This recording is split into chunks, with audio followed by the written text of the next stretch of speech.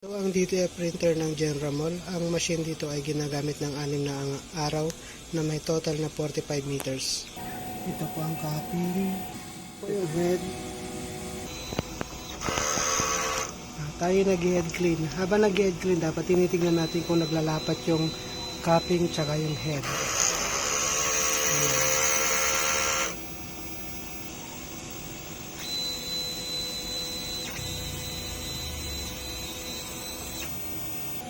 Pagkatapos mag-head clean, yung rubber wiper laging pinupunasan.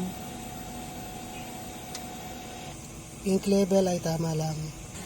Waste tank, nilinis kahapon, September 3. Ito ang ground wire. ADR na may 220 volts. Ito naman yung mga use natin na consumable. Ito naman po yung mga unused natin. Ayan. Sa baba, mga DTF film. Ang stock natin ay sakto lang. Ito yung mga nagamit last week. Sayan. At isang cleaning solution. Ito naman ang daily output record.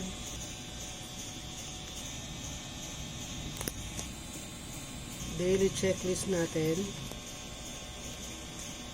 Yan lang po. Salamat.